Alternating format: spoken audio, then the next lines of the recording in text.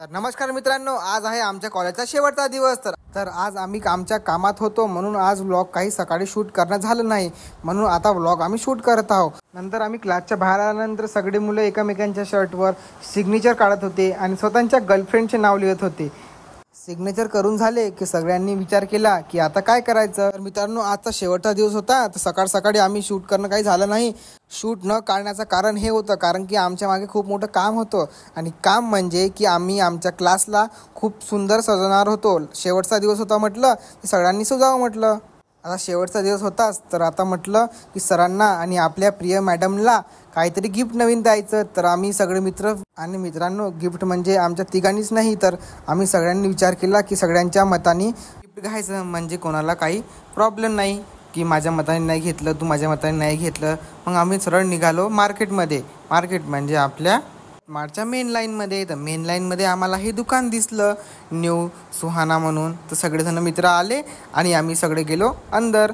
तितक्यातच निक्या बोलला, तू नीट शूट घे कारण की आपल्याला खूप छान व्लॉग आला पाहिजे.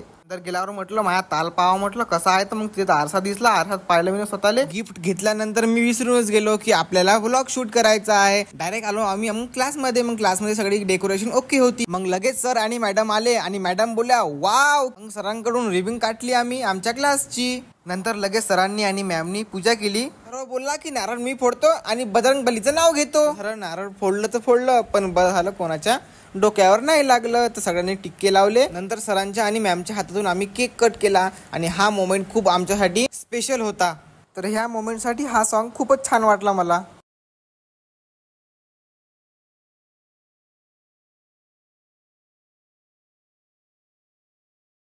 सरांना आणि मॅडमला गिफ्ट दिल्यानंतर आम्हाला आमच्या ज्युनियरनी खूप चांगला सरप्राईज दिला.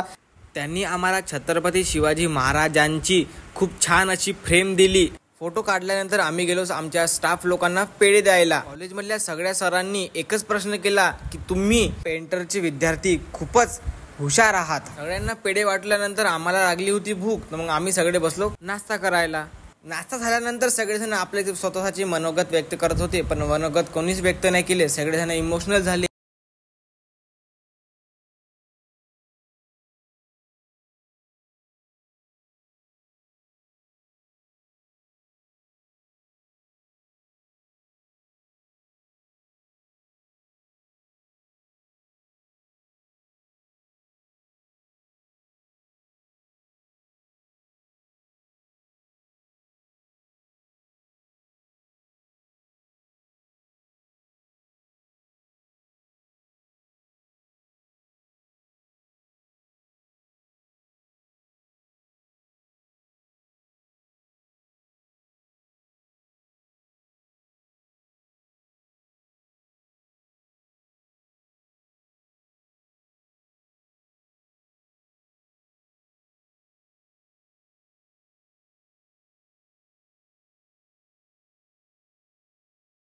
सरांनी आम्हाला मार्गदर्शन केले व पुढील वाटचालीसाठी शुभेच्छा दिल्या.